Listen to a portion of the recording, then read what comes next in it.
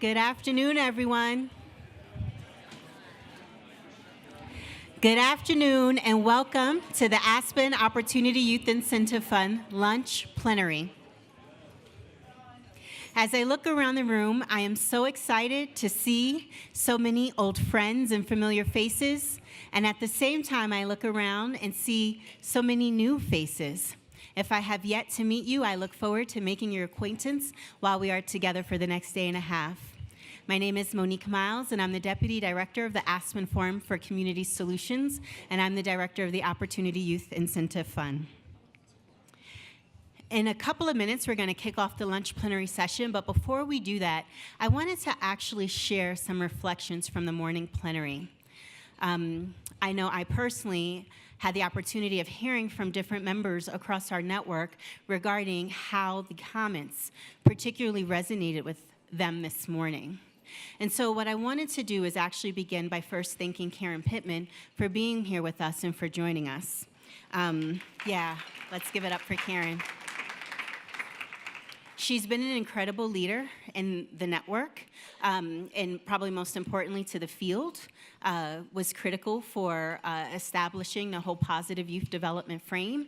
And as it was noted earlier, all of the work that we do today rests on the work that she did many years ago that made all of our work today possible. So having leaders like Karen Pittman and Dorothy Stoneman and Adria Steinberg with us just feels like we are holding the right wisdom, knowledge, and experience, the expertise with us as the future of our work unfolds.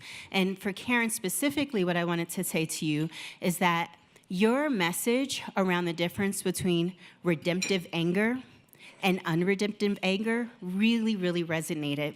For you all who were with us together in May, we spent a lot of time talking about what it means to be angry in this national moment, and probably most importantly, how do we use that anger constructively? So this message that redemptive anger is anger that builds, it creates, it restores, it nurtures, it loves. That feels like such an important message to hold in our heart as we continue to do this work with our head. And lifting up those founding principles of OYU, but actually starting with love as the place that we lead from as we do this work, also feels critical to the work of our future. And so I just wanted to make sure that I started by making those connections and thanking you for sharing that wisdom with our network. And then for Jeff, specifically, your question was not only really the exact right question for our network during this transition moment, but your overall call to action for our network. I want you to hear that it resonated deeply. And as our network considers this question that you posed, does our network want to turn the corner and deepen our commitment to quality benchmarks to assess progress? It is timely, it is right, and it will guide the work of our future. See, what I think many of you in this room probably already know, and we will spend some time talking about during our lunch plenary, is that the Aspen Forum for Community Solutions was actually founded on this very principle that both Karen and Jeff spoke to together this morning, which is that communities hold the solutions to this work. We feel a responsibility, an honor, and a privilege to be a national convener of this work. But to be clear, we have always believed that the success of the Opportunity Youth Movement is contingent upon success in place. It is our communities that are the owners and the leaders of this work. And so holding these messages from this morning in our hearts, in our heads, as we continue into the work of the future, feels like exactly the right messages, and we are particularly thankful to have both of you share your messages in this call to action to hold our work as we go forward. And just a couple of things on the future of our work, noting that some of this we'll dig down into a little bit more later today. We are thinking a lot about how we continue to scale both the programs and the system-level innovations that work. We want to continue to increase opportunities, deepen opportunities to learn from each other in ways that really do advance the field. For us, that will mean a deepened commitment to documenting what works. You know, for those of you who you have your materials, you may have noted that we have 3 executive summaries in there. Those executive summaries, those papers that are going to be published, those are 3 or 4 that will be published by the end of this year. That is all work from this network, documenting what's happening across all of our rural, urban, and tribal 24 communities across this country. And we want to do more of that in the years to come. And as Doug noted, and as Steve noted this morning, we do look forward to doubling down on youth-led change. Our mantra always from the beginning has been nothing for us without us. The future of our work requires that we continuously center youth voice, youth leadership, and youth-led change as the future of this work, and that also for us includes youth organizing as the future of this work as well. So I now want to pivot and talk a little bit about the lunch plenary, but I had to just make those connections from the morning because they are central tenets and ideas that we will hold and continue to build on, not only throughout the rest of our breakout sessions, deep dive sessions, design studios, but tomorrow during our plenaries as well. So if I had to pick one theme to frame our lunch plenary, it's probably reflection. You know, as you heard everyone share this morning, our network is in a critical reflection moment. And you know, part of being in a reflection moment, it really does beg the question of, what have we learned? What progress have we all collectively made? And as a network that convenes these 24 communities on the ground across the country, we knew that we could never answer that question without also really looking at the progress that the entire field has made, the progress that the Opportunity Youth Movement has made. So our lunch plenary, what we're about to dive into in a moment, is really aimed at looking at and celebrating the history of our work. And when I say our work, I mean the work of our communities, of this network, vis-a-vis the progress of the field. And there are a couple of things that we want to make sure that we do together this afternoon. We talk all the time about narrative change. We talk all the time about the role of storytelling. We're going to do some of that here together today. It will be a collaborative story that we will all tell together. And as part of that, we will continue to help build and frame this collective narrative. When we talk about the future of the movement and we all go back to our communities, we all go back into our sectors, we all go back into our system, we want to together today here identify some of the most salient lessons from the movement so that we continue to sing from the same song sheet. And as part of that, we want to particularly honor the progress of this network and the progress of this field. As we look around this room, there are just so many incredible leaders from the communities, from systems, from sectors, national partners who have been so critical to this work, both historically, today, and in the future. So we also really, really importantly, we want to do some celebrating together today. So that's also one of the goals that we have set for this lunch plenary. In closing, we'll look forward to, after we've heard from stakeholders from across the network, we'll look forward to closing with one of our most esteemed youth leaders in our network and also one of our most esteemed colleagues from Jobs for the Future who has not only an incredible vantage point, but I think has set at unique places throughout the progress of the movement, who Cassius Johnson will close us with some very critical reflections. So we look forward to hearing from Kim Pham and Cassius Johnson at the end of our lunch plenary. And so without further ado, we are going to officially kick it off. Oh, let me just say this. We also knew that, like, while we love having people on stage and we really do like creating that type of space, we wanted to do something different, something entirely different. We hope that it will feel innovative. We hope that we can keep the energy and momentum in the room. So we'll just ask that as we're moving around, as we're talking to different people, as we're hearing from different people, just give us your time and your attention, because we're going to try as best as we can to not only hit on as many points and hear from as many people as we can, but really literally keep the energy moving back and forth across the room. And so without further ado, I welcome Steve Patrick to officially kick us off. Okay, thanks, Monique. Call me Sally, Jesse, Oprah, Patrick. So I just want to offer a disclaimer. This is all Monique's idea. So let's started from the top and now we're here, something like that, with Melody Barnes. She just happens to be right here. I'm going to interview her very quickly. One question, Mel.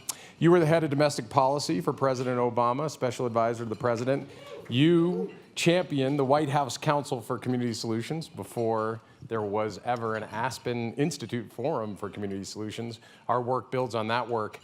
What do you remember about that high-level council and how they came to Opportunity Youth and how that whole thing got started back in the day? Can you talk about that? Thank you, Sally, Jesse, Raphael, Oprah. So in 2010, the president said to us, I'm going to sign an executive order, and I want you to focus on this question. Why is it that certain communities are solving big, hairy, audacious challenges in ways that others are not able to solve them? And what can we learn from that?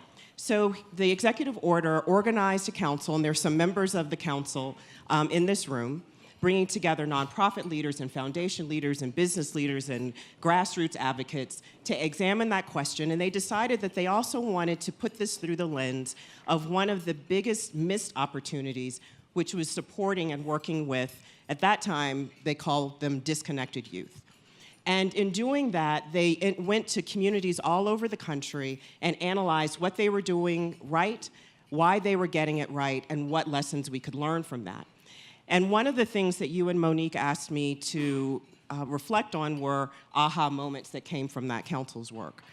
The first one, and this goes to the narrative change that we've been talking about and that's embedded in our work, in talking to so many young leaders around the country and hearing their vision for their future and for themselves, the work they wanted to do in their communities, work that so many of you all are already reflecting here today, that we had to switch from disconnected youth to opportunity youth, and so using that language. Second aha moment, you think about this, 339 federal programs, $224 billion, 12 departments and agencies, in theory serving 15 million opportunity youth and their families, and they could not tell us what their outcomes were. So the idea was that we had to go just from inputs to understanding outcomes. And then finally, in talking to communities and reflecting and understanding the work of those communities, understanding that while resources are important, as we were saying this morning, that breaking down those barriers in the federal government was also critically important. Thanks, Mel. Over to you, Mo. All right, thank you, thank you. So, starting at the beginning of our journey, when we launched at the Forum for Community Solutions, we were, I think, just really committed to ensuring that because our work really was going to focus on opportunity youth, that we had young adult leaders who had been in the field already having an impact, already organizing on behalf of their peers and on behalf of their community at the forefront of shaping this national initiative. We were so honored that we had Shanice Jackson with us and Jamil Alexander with us at the table from the beginning. Mel, I wonder if you would talk to us today about the role that you played with us when we were launching specifically the Forum for Community Solutions, the perspective and the impact you had as an adult leader at the table, helping to shape a national body of work aimed at helping some of your peers. Thank you and good afternoon, everyone. So to kind of take a step back, in 2011, it just so happened that some alumni from Youth Build was with the Department of Labor. And as this was going down, we were actually invited, like, you know what, you all are in town, this is a new initiative, White House Forum for Community Solutions, can we speak to you all? We were literally invited as community organizers within our communities as alum. So with that being said, the first person we met with, you know the guy from White Castle, Cal Penn? Yes, he was, so we looked at him like, this can't be serious. So with that being said, he started asking us a series of questions and started really understanding what we were in that particular moment. And from there, that's where nothing for us without us, in a way where, okay, you have these 12 communities, these different CBOs, but make sure you tap into the young people. So it was a blessing. And then by the time 2012 come, as far as the collective, the sponsoring organizations through the National Council of Young Leaders, it was more of a collective impact in a way where I wasn't the one going through this. You had these 6.7 disconnected opportunity youth that really need these particular opportunities. So long story short, asked for Forum for Community Solutions, said, do you all want to be at the table? And from there, the relationship was built, going from RFPs with JFF and just kind of moving forward with the Leadership Council. But then on the flip side, my role has always been just to serve. To whom much is given, much is required, and I appreciate the opportunity.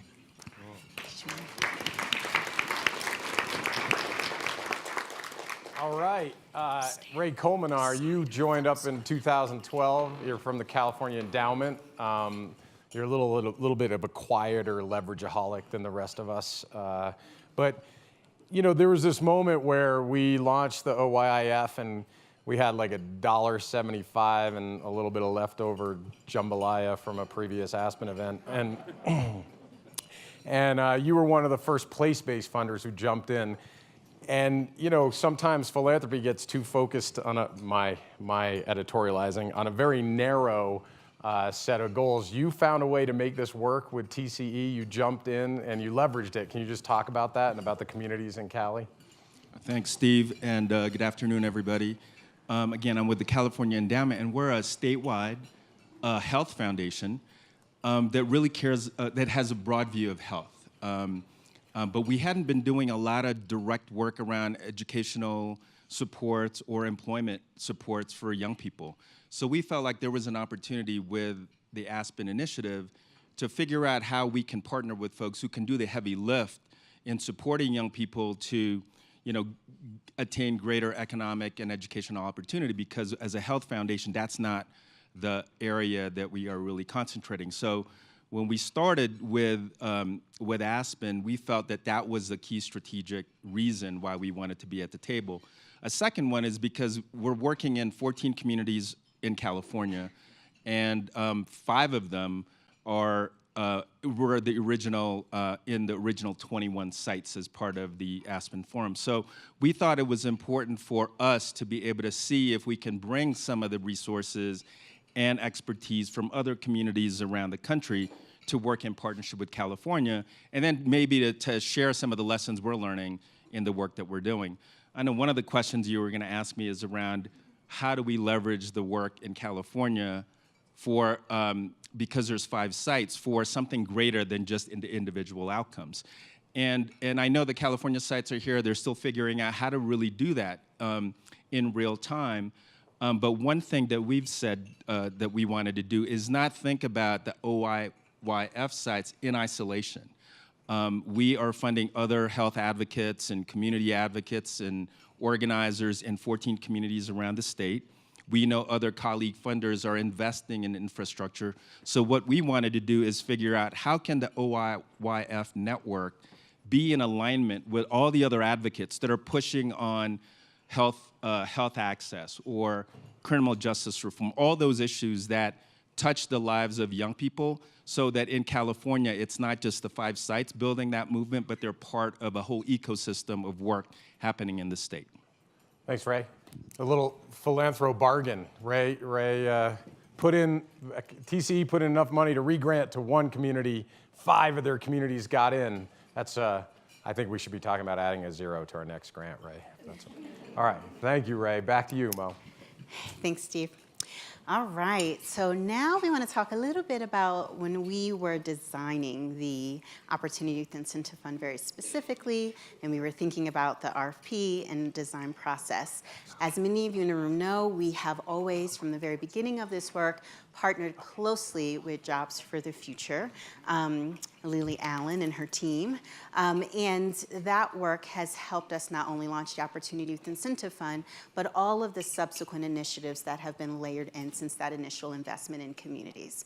So Lily, I wonder if you could share a little bit more with us today about the design process. And I guess the question that would be really, I think, of value to speak to is, What were some of the key design elements that were identified early on that you think have been critical to the growth and expansion of this network, particularly as it relates to advancing the field and the cultivation of knowledge?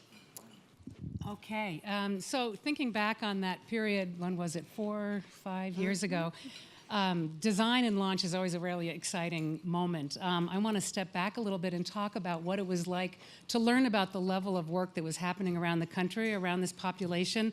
We had been working with the population in communities around the country for a number of years, but I was stunned at how much cross-sector collaborative work was happening in communities around this population. And I remember we thought we were going to select actually a smaller number of communities, and then really It was 8. Mm-hmm. It was 8. I mean, imagine that. And we were just so overwhelmed with the range and the depth of the work that we ended up selecting 21 at that time communities. So that was really an exciting moment.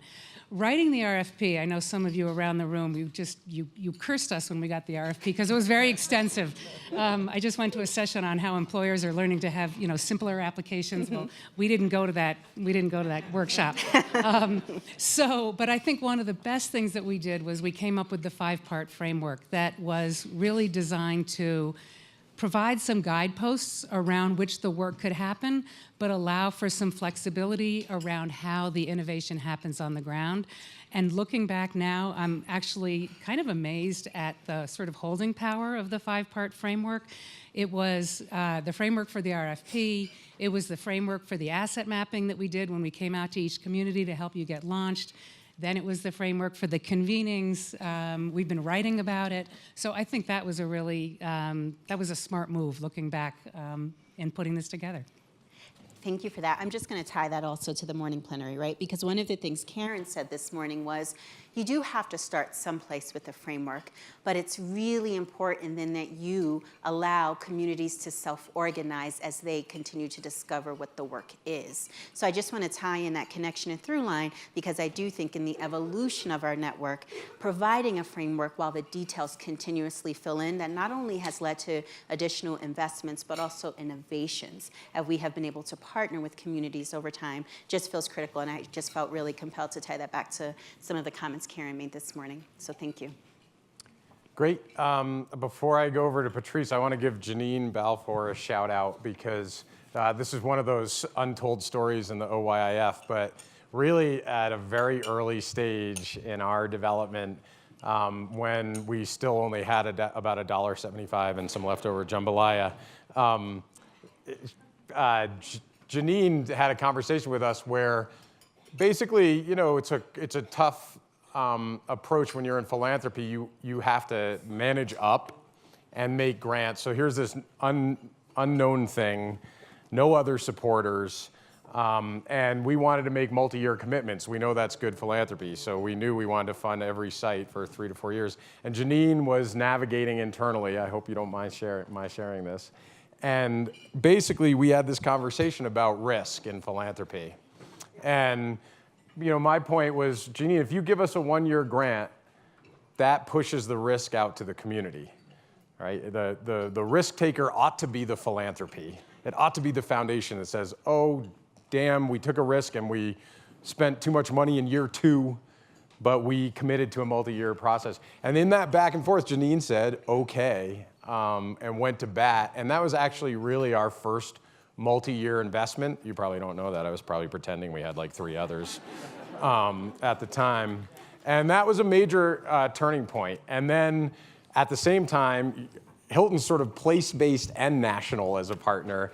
The first big national partner that really kind of pushed us on data, and it must have been great to hear Jeff this morning, Patrice, was Annie Casey. And really, Patrice, you helped us think about the design and the regranting strategy. So can you talk about that kind of 2012-13 moment when you joined? Sure. I think first I'd say it's just an incredible accomplishment to have this big tent. And I think that was what was so compelling. Philanthropy, like many other institutions, can be very siloed. And so how we all came together under a big tent when you talk about 2012 and 13, and the actual selection process, I think what was very important is that it had two aspects. It sort of was a balance. How do you really hear from communities in terms of what they want to build in terms of pathways to opportunity youth? So being open to design in terms of whether it's places or specific pathway design or specific populations where they want to go deep. At the same time, providing some structure around impact and, are we building on specifically some promising evidence? And so having the back on track design as a component was critical because there was some experience already as to success. So always that juggling and trying to keep balance. So there was a real attention to thinking about, at least at a starting point, what are some of those impact measures? And then I think the third thing I'd say, in addition to just the big tent approach, this balance, would be specifically around partnership. And when we think about Aspen, just being open to partner voices, whether that's a young person, whether that's a foundation, whether it's the public sector. And so with some fuel from the Social Innovation Fund, we've been able to partner and lift up several of the Aspen sites and really learn from them, and then expand to 10 additional sites to really build on that foundation. If Aspen had not made that type of investment, it would be hard for many of us to take the great work that you're doing and scale it in different ways. I mean, we have a particular emphasis on young people who've been in the justice or in the child welfare system, and this is something that we could learn more about and go to a deeper level as a result of the Aspen work. And I think that original design left it open for many partners to co-create with you. So I thank you for that and look forward to this next phase on impact. Thank you, Patrice. Thank you. And Patrice said we can't do a multi-year grant, but we can spit on our hand and shake hands on it, and came through in incredibly heroic ways to make sure that sites got funded for multi-years. So pretty cool. And I'll tell you the rest of that story at the bar later, because I can't completely out Patrice on this one, but it's a good story. Over to you, Mo. Thanks, Steve. So we are still telling, the genesis story of the OYIF, and core to our genesis story is the role that youth leaders have played from the beginning of this work. As we noted earlier, we heard from Jamil, and we also talked specifically about the role that Shanice played. So when we convened our site leads yesterday, it was Dana who reminded us of our very first convening that we did back in Washington, D.C., back in the summer of 2013. And one of the things that we did at that convening that at the time really only brought our site leads together because we were literally just launching. And so we were really able to go very deep for a couple of days with our site leads. One of the core things that we focused on that Shanice and Jamil led the design of was a fishbowl that focused on the role that youth leaders could play in this work. Shanice then, as she has continuously since then, shared a key message, a call to action for all of the site leads that we convened over those 2 days in DC. Her message was, you absolutely cannot do this in an authentic or meaningful way if you guys do not locally make sure that young people are sitting at your table, and that not only are they not tokenized, but when they raise their voices, you have to reflect in your program design and in your systems change that their voices have been heard. And to the leaders of the Aspen Forum, you have to do that nationally as well. What you do nationally has to be reflected locally in terms of authentically and meaningfully engaging young people. So Shanice, I wonder, particularly as you reflect on the role that you have had nationally, everything from the founding of the National Council of Young Leaders to also Opportunities Youth United now, and in the national tables that you sit at as a youth and community organizer. We're curious to hear your reflection on whether or not your message has been heard, and if so, what impact have you seen in the work as a result of that message? Absolutely. So I honestly and truly believe that my challenge for our network to keep youth and youth voice central to our work was not only heard, but it was truly felt and taken to heart as I look around the room. So as Mo mentioned, back in 2012, it truly was just Jamil and I. We were essentially the only two youth, through about 3 of us, less than 5 young people at the beginning of this work. But I feel like because Aspen and the leadership team made this commitment to having Jamil, myself, Tiffany at the forefront of the work from the beginning, and I feel like seeing this actually inspired other communities to do the same thing. The leadership at Aspen, Mel, Mo, Steve, they made sure that Jamil and I were at this table as youth leaders. We weren't viewed or treated as just young people, but we were truly viewed, treated, and respected as adults and experts in our work. I believe because of this leadership from the top down, it has truly formed an extremely strong culture of having youth voice centralized. And I believe the impact of this work is really clear because at every convening we have had dynamic young people from each and every grantee community of current and former opportunity youth who are shaping the work, they're leading the work, and they're growing as young professionals. So when youth leaders are a part of the, if you say you're a youth leader and you're part of the Opportunity Youth Incentive Fund, you know that you are a youth leader who is not at a table to fill a box. You're not, at a table, just to fill a seat, that you are a young person who's viewed as a content expert, a thought partner, an action partner. And I believe that because Aspen was really willing to jump out there and lead this work and build that strong culture from the beginning, that youth voice has been centralized in essentially the most authentic ways. Cool.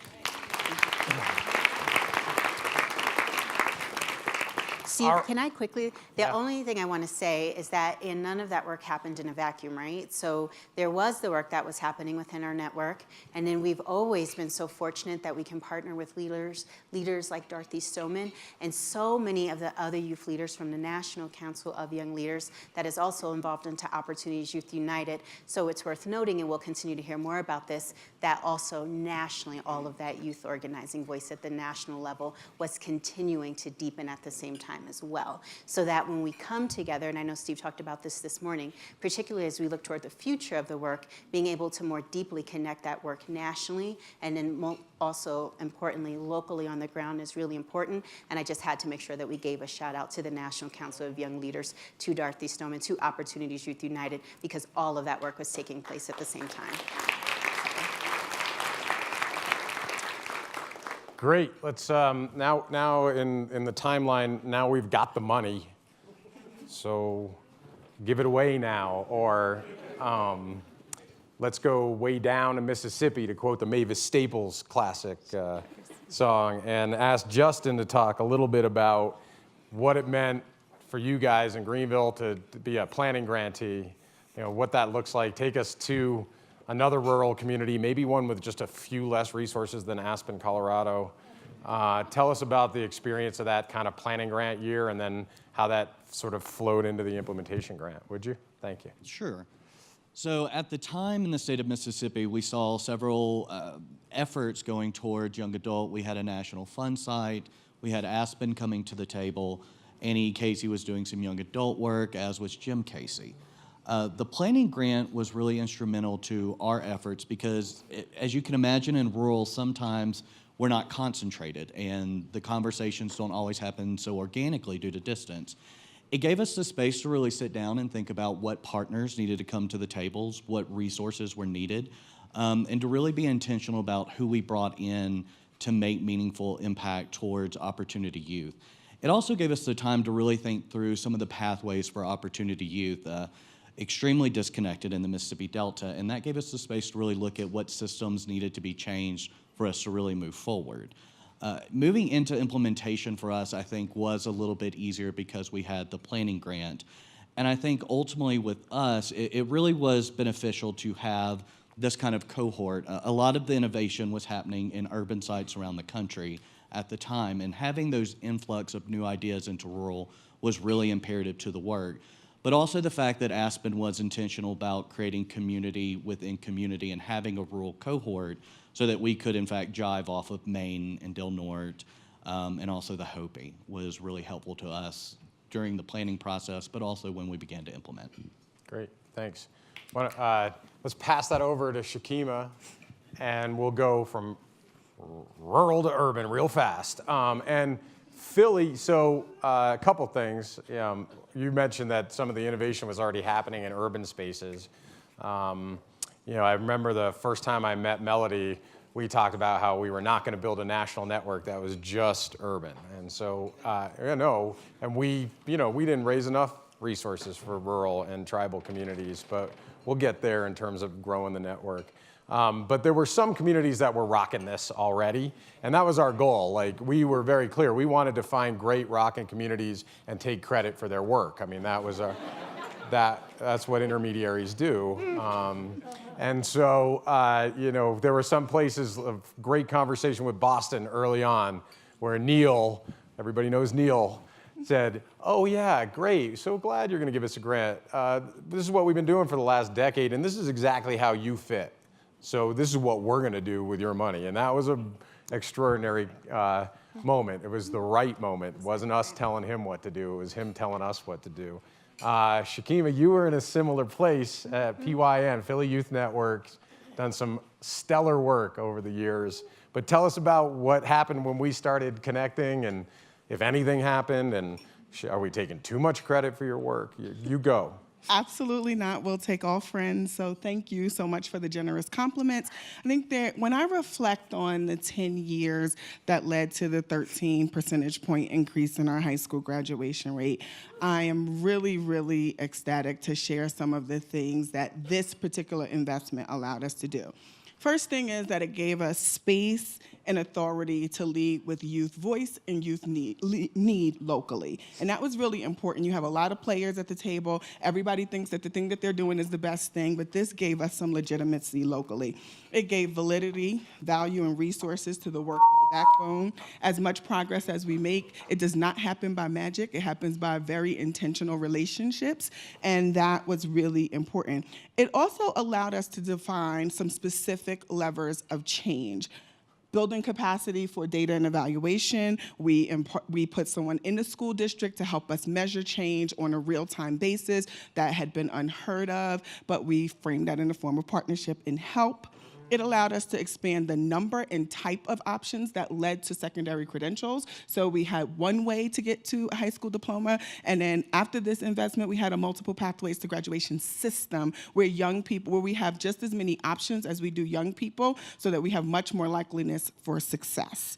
It also accelerated our re-engagement efforts and integrated our early warning indicator work. So we now had a community of players who were focused on a couple of things. One, meeting the needs of those young people who had already left school and thinking really intentionally about how to do that in a way that is community driven. So we had regional re-engagement centers, we had a centralized focus at the school district, but also looking at investments across child welfare, juvenile justice, out of school time, and saying, what are the data points we all need to look at, and what are the activities we need to have in order to affect those things? And that was critical from this resources. And lastly, it stabilized our local investments around one problem. We were all very clear, we are trying to increase our graduation rates, and it made it very simple for all of us to plug in, and that was a result of having this investment. So thank you for helping accelerate change in Philadelphia. No, not too much credit at all. You helped do it. Thank you, Shakima. You want either? Thank you, Shakima. So we said we'd talk about the progress of this network vis-a-vis the progress of the field. So we're going to pivot now and hear about also what was taking place across the field. So at this time, just doing some level setting, it's around 2013. We have made our planning grants. We have begun to make pivot into thinking about implementation, grantees, and at the same time, there was just so much national momentum across the field. There were so many publications that had been produced, including Civic Enterprises, John Bridgeland, Opportunity Road, we're going to hear from Elise Rosenblum in a second on her work. There was just so much happening nationally on the research and evaluation side of field development, on the organizing work across communities, so the way that local efforts were beginning to aggregate at the national level, the role of youth leaders in promoting and leading the change that was happening, early engagement of employers, and also federally investments in this population, which we'll also hear a lot about in a moment. As many of you know, because Thad Ferber needs absolutely no introduction, he has always been a leader in the field and has not only done so much for Opportunity Youth, but particularly on the policy and advocacy side, I don't know, and I honestly don't know that there is a better person to call if you have a question and need to understand how to navigate anything locally, state, or federally as it has to do with getting to better outcomes and understanding policy for Opportunity Youth. And so Thad was one of the leaders in helping to launch the Opportunity Youth Network, which was so critical because what it really allowed for the field to do was to set a broader national table around this Opportunity Youth agenda. As I noted, there was so much already happening across the field, but what the Opportunity Youth Network allowed or created was a convening space, a big tent for the field to begin to come together under at the national level, across sectors and across systems. So Thad, I wonder if you could say a little bit more about not only why it was so important, but the critical role that it has played from its onset to even where it is today. So this session today is a very special session for me. Like so many of you who've been working on these issues for decades, it always felt, at least to me, like we were toiling in obscurity. We couldn't figure out for the life of us, why aren't big governmental leaders talking about this issue? Why aren't corporate CEOs talking about these issues? Why aren't foundations addressing these issues? And then along came the council. And I'm now going to start referring to it as that period of obscurity as BCE, the before council era.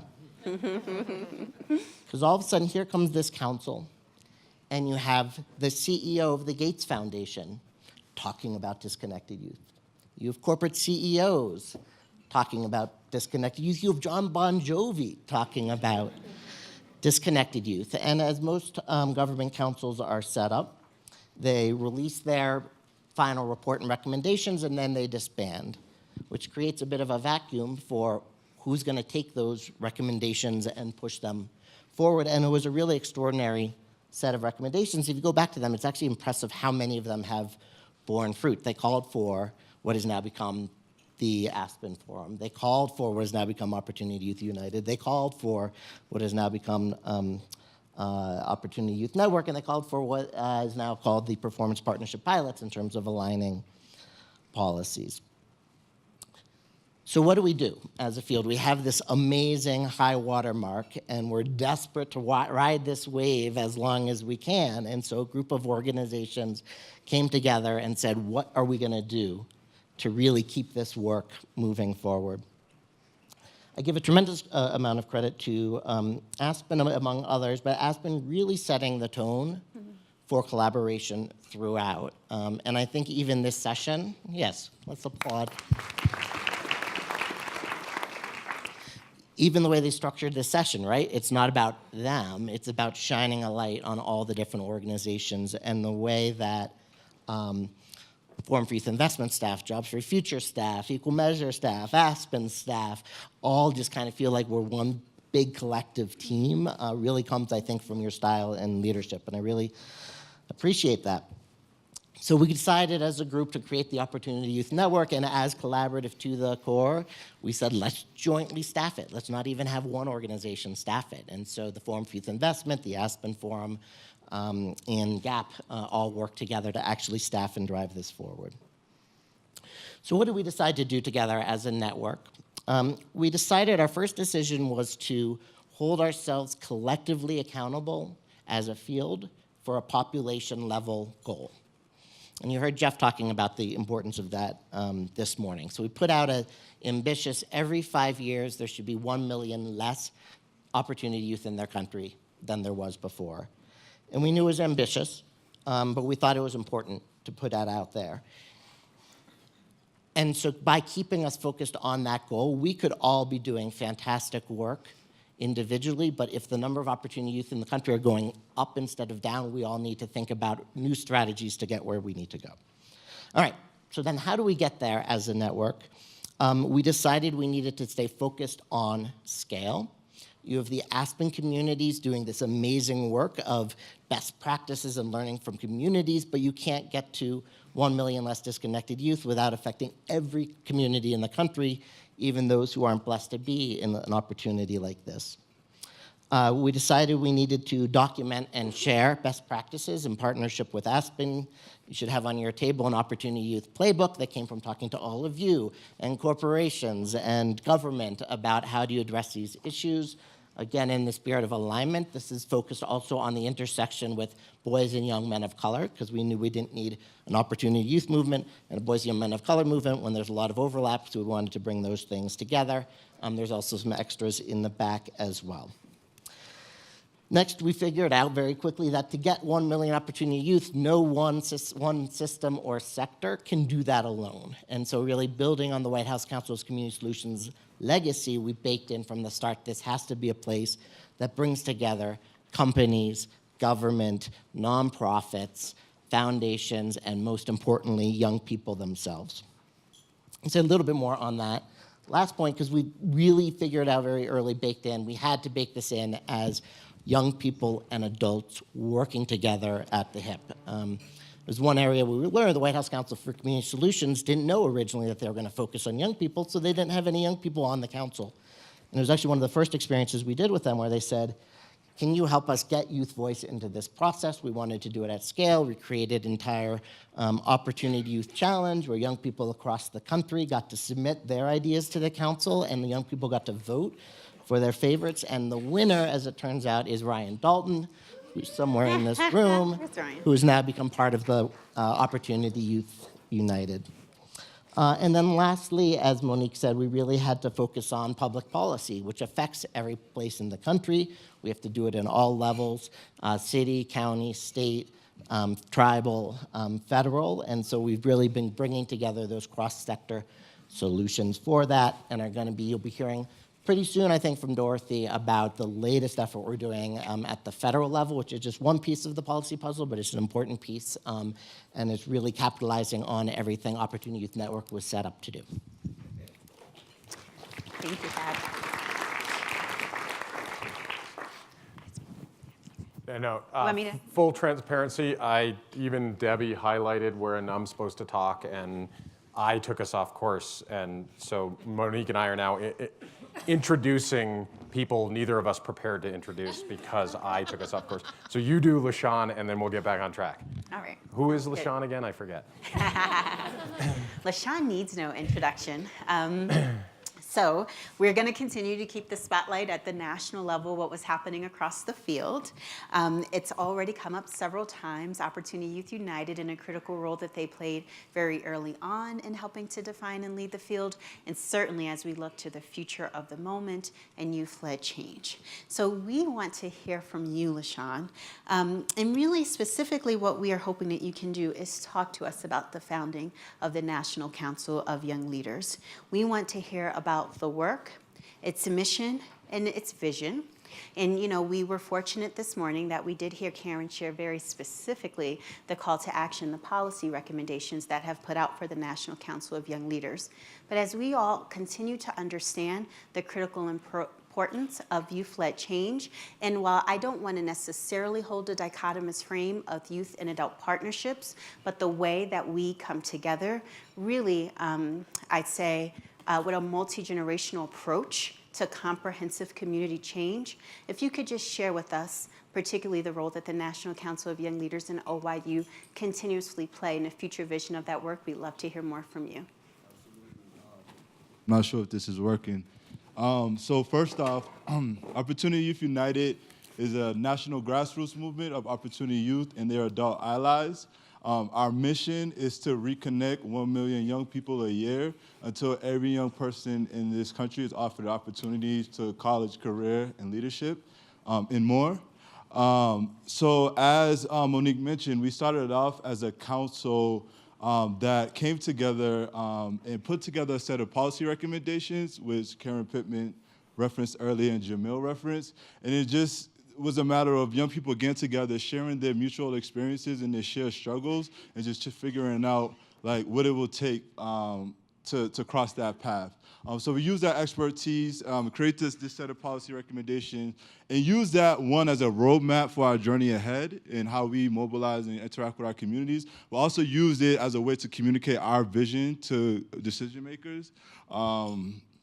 So having that document, we took off running. We built a lot of momentum nationally, but what we quickly realized was that just having a platform wasn't enough to really drive change, especially in our local community, because all the meetings we were having were in DC, and it was like, okay, when you go back to Boston, what's next?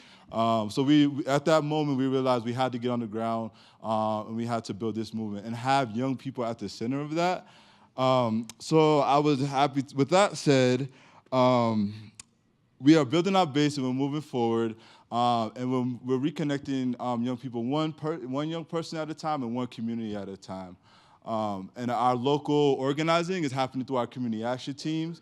Right now, we're working in 10 communities where we're recruiting young people to come together. We're meeting them where they're at, and we ask them the one question is, if you had the power to change anything in your community, what would it be? And then they tell us, everything we need to know, and then we invite them to join our movement, and then they become the actors moving forward.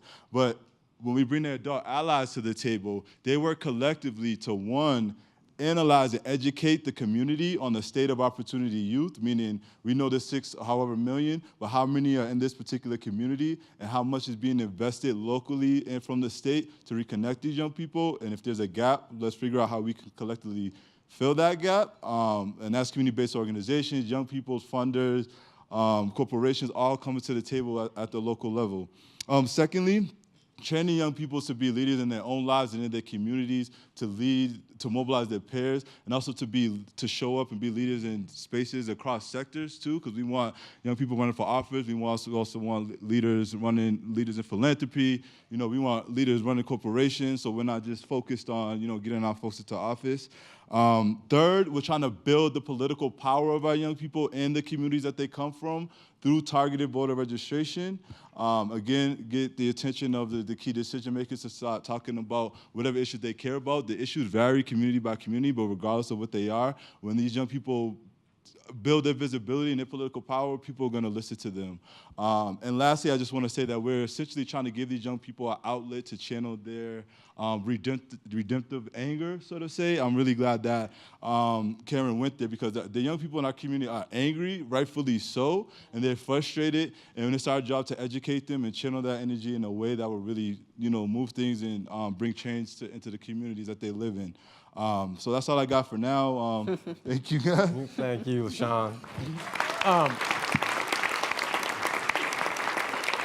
So as we think about the future, and I outed Doug on some of our scheming earlier this morning, the opportunity for these community action teams that are really connected through Opportunity Youth United to be the same young people who are connected to the backbones in place and in community, that seems like a beautiful synergy that should be happening. We know it's happening in a number of the communities around the OYIF, but we really want to offer up you all as a network of adult allies for the young people who are coming together. We know there won't be a perfect Venn overlap of where OYU goes and where OYIF, now OYF, goes, but we want to really push for that and even find the resources to help, fund some of that connective tissue between the backbones and the young people in place, because so many of you already have the young people in your shared tables and in your partnerships.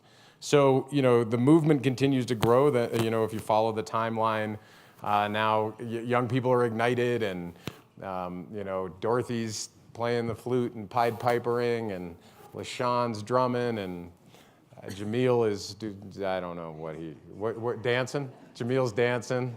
Should we pause for that for 30 seconds? No. And one of the critical gaps is the private sector and employers. Where the hell are they?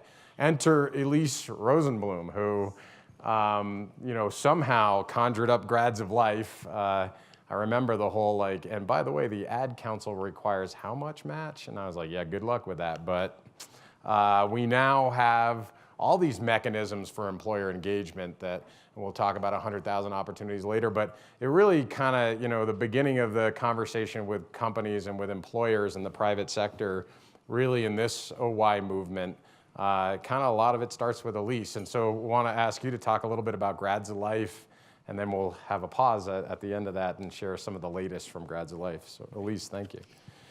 Thank you, Steve and Monique. And I think like Thaddeus, I just feel this incredible sense of gratitude to be in the room and see all the partners and the incredible progress in the field.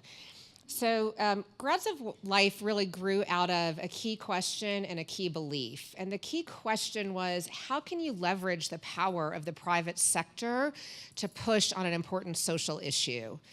And the key belief was that talent is equally divided across zip code, but opportunity is not. And we felt that employers really were at the crux of that question and that belief. And so through some early work, we began to explore whether and how you could activate the private sector to be part of a solution with respect to disconnected youth. And I have to give a shout out to Karen, who has been a long time, really fairy godmother to me in this work, helping me believe in something when it was really early, dark, lonely days. And so thank you for that. And in the early work, we had some support, initial support from the Kellogg Foundation's New Options Project, which really allowed us to dig in and begin to identify what were some of the things that employers were successfully doing. Could we identify a few leaders? Could we get them on panels talking to each other and cultivating this employer voice and begin to get things going? And then the White House Council came along, and it really, really accelerated the work. We helped to staff the White House Council's employer working group. We were thrilled to see disconnected youth become opportunity youth. And at the end of the council, it became clear that there really was a need for some dedicated work focusing on activating employer demand. And so we really jumped in. We worked closely with Bridgespan to hone our strategies and get really clear about what needed to happen. And we identified a couple of key strategies which continue to guide our work. One, changing employer perceptions about opportunity youth so they think about them as a viable source of talent. Two, helping employers adopt business practices to bring opportunity youth into their talent pipelines, and in particular, beginning to build out the business case for doing that. And then three, continuing to work on cultivating a group of employer champions to drive the work forward. It's been really fascinating to see. We do some of those pieces, and other people have stepped up like 100K and really leaned into the employer champion work. I know we're going to hear more about that. And as we thought about the work, we felt that our retail approach to kind of finding stories, getting employers on panels, getting them talking to each other at their conferences was good, but it was going to take like 1,000,000 years to drive the change that we wanted to see. So we decided to take this crazy bet and see if advertising could help accelerate employer demand by changing employer perceptions of opportunity youth. And we did have the chance to work with the Ad Council, which has been a fascinating journey. And we launched Grads of Life in 2014 at the Clinton Global Initiative with Secretary Clinton. It was very exciting, and we still were kind of holding our breath, wondering, is this going to do anything? And I think the great news is the campaign has just been a tremendous success. Research shows us that it is moving the needle substantially in terms of employer perceptions of opportunity youth.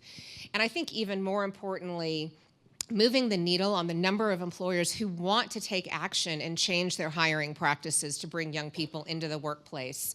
Our most recent research tells us that now 3 in 4 employers believe that reaching untapped sources of talent is good for business. So that's huge from 10 years ago when employers were like, who? You want us to do what? No, we don't know. So I consider that just tremendous change. We've also had $80 million of donated media to the campaign. And so for you all, I know many people around the country have told me, oh, I see your billboards all the time. I see the ads. And I think that's helping to drive saturation across the field. We have a couple of really great high-value partnerships, and I want to take a second to talk about them because they're really available to everyone in the field to utilize. Forbes.com has made a great contribution to Grads of Life, and we now run something called Grads of Life Voice, which is a blog. We just reached our 10 millionth visitor to Grads of Life Voice.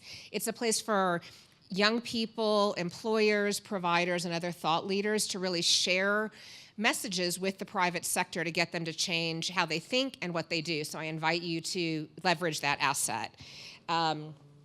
We also have a partnership with LinkedIn and another with Glassdoor, all of which are designed to really reach the employer community and get these messages out to them.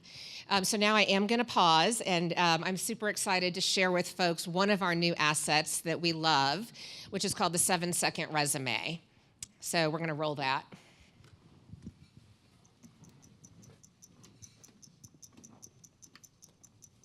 I worked 12-hour shifts at the recycling company with my dad, who's 72. That taught me a work ethic that I carry with me every day. When you're running your own business and taking care of your disabled brother, you tend to learn about responsibility pretty quickly. I was living in a shelter, juggling 3 jobs. I had to be resilient. That's something that you can't teach. Growing up where I did, a lot of things could have gotten in the way of my goals, but I learned to push through. And that's what I bring to work every day. My parents weren't fluent in English, so in school, I had to be independent and take initiative. And that's how I handle every project I get.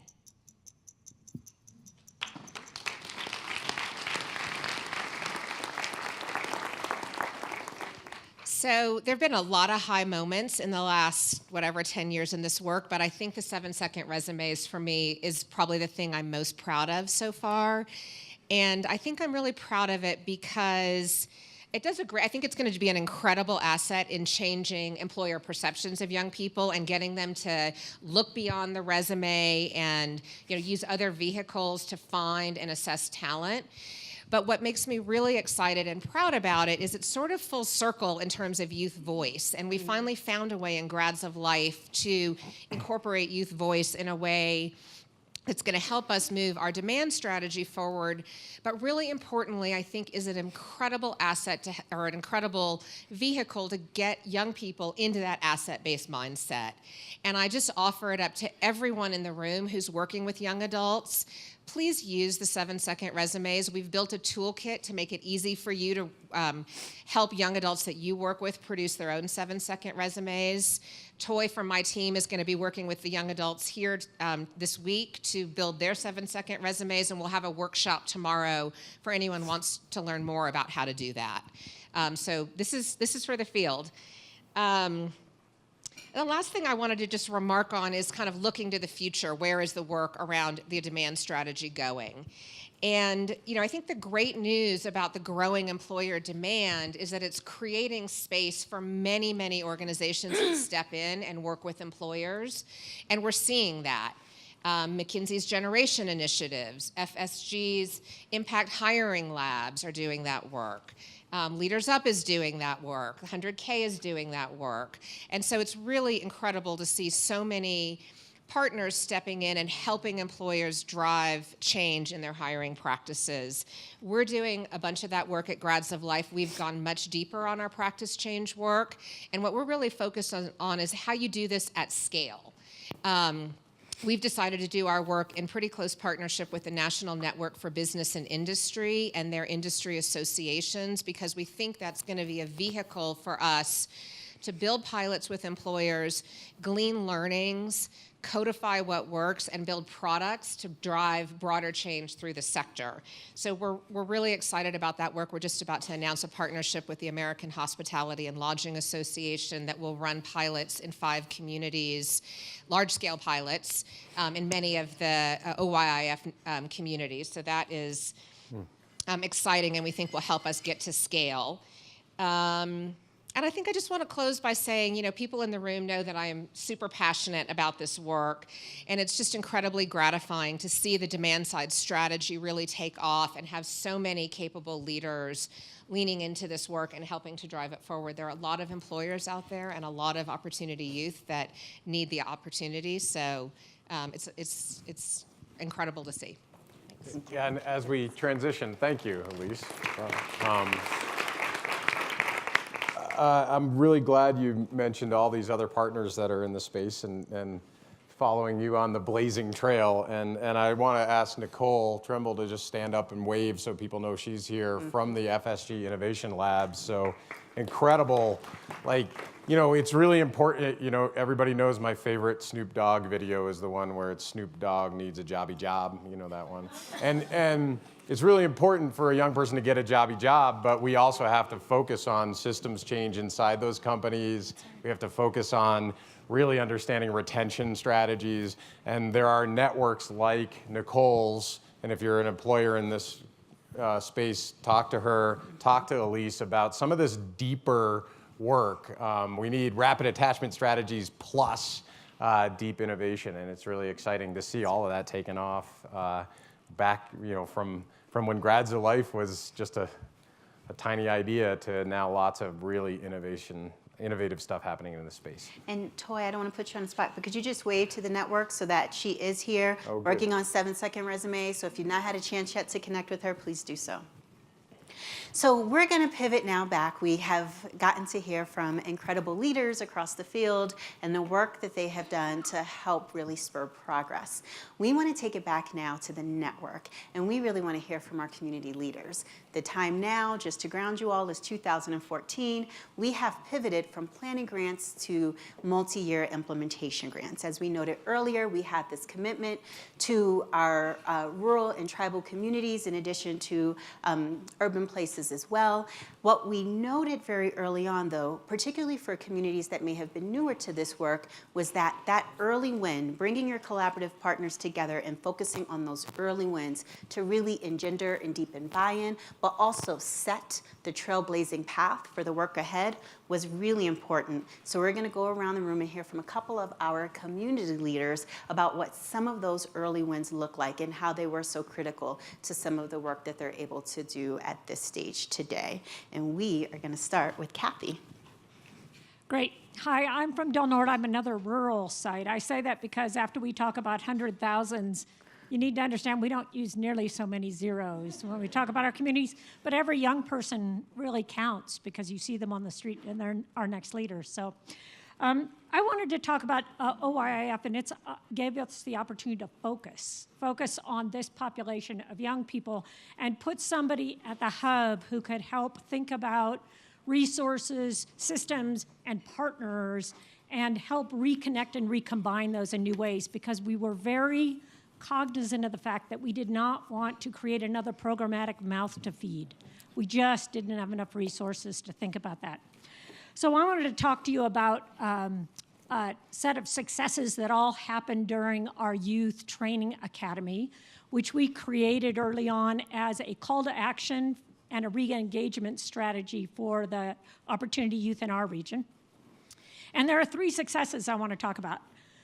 The first one is we worked with our community college, which was struggling in our community. It was a satellite campus, and if you have a satellite campus, you know how challenging those can be. But they stepped to the plate to provide a hosting service for our Youth Training Academy, which is a 6 weeks summer call to action around career pathways, organized around career pathways. And we serve about 100 young people a summer. And the community college stepped forward to host that within their adult education system. The nice things about that were that now we could access state educational funding to help support the program, because now we were getting money for seats in classrooms. We were also able to pay our instructors for our first time in that system of the summer youth program. And it helped our sustainability, our long-term sustainability in that process. But I think even more important, in the name of streamlining in the state of California, it is now a 3-step process to get into the community college. Remember, that's the early access place for higher education. First, you have to apply to the state and get your student number, then you apply to the campus and get your registration, and then you enroll for classes. Well, by having the community college hosting our summer youth program, all the youth in that program registered. They got their state number, they got their local registration, and it really paved the way for a lot of those young people to go on and take additional classes from the community college. So we felt like that was a big win in a systems way. Next, one of our new classes that we added to our career pathways was one called 3E, or E3, I guess. It's called Education, Experience, and Employment. And it was about giving work experience, a 6-week work experience to young people in the communities, paid work experience. But we knew that the education system did not have the context or the capacity to really build the relationships with employers. So we created a partnership with our workforce center where they not only brokered the relationships with the employers, but they also acted like as the employer of record for those young people at those sites. So the employers paid the wages by providing money directly to the workforce center, which is a 501c3 in our community, and they committed to providing mentors for each young person that they had within their business. And then, so in the end, we placed 23 people in the businesses. Those employers were thrilled. 17 of those young people are still connected to those businesses in one way or another. And that was a real success because the employers were happy and the employers will now come back. We've sort of broken through that wall of that engagement with employers thanks to the partnership with the Workforce Center. And last but not least, I will just tell a quick story about a young Hmong woman who was part of the summer program. And at the beginning of the program, one of the things we ask young people is, how many adults in your life can you rely on? And her answer, after quite a bit of thought, was 1. But at the end of our youth program in the summer, we have a community showcase where the young people get up and talk to a room full of community members about what they did that summer. And this Hmong young woman gets up in front of this group of community leaders and she says, my biggest success in this summer was, at the beginning, I could name 1 adult. And now I can name 5 adults for you who care where I'm going and will support my success in the future. So it was very exciting for us. Excellent, thank you. Now let's pivot back to Urban and Ian from San Diego. And Ian, why don't I ask you to talk a little bit about the planning process. We heard earlier from Jeff about heat maps. Nationally, you guys did some very interesting early mapping of where the opportunity youth are, and then talk a little bit about that. So just to embellish on a little Kendrick Lamar, 1 friend, 3 questions. 1, talk about the heat maps and the early strategy development. 2, talk about what it meant to connect to a learning community here and if that was helpful or what it looked like. And then 3, like your 2 favorite beaches in San Diego that nobody else would know about. Start with the first 2. Okay, start with the first 2. If we have time, we'll get to the third. Well, thanks for the opportunity to share this information with this group. It's been a great journey for us. We've been here from the beginning, as everyone has said, and what this opportunity did for us in San Diego was really allow the San Diego Youth Development Office to focus our work on opportunity youth. When I was hired shortly before this opportunity came up for us, I was given by our board the charge to do 0 to 24, all things youth, from a positive youth perspective. Go. That was my charge. So within the first 6 months, I did listening tour, talking to community members and everyone about what was important for children and youth in San Diego around health and education. At the same time, the California Endowment locally had stepped in to really help the Youth Development Office focus on youth violence and the fact that we'd had a significant increase in youth violence in certain sections of San Diego.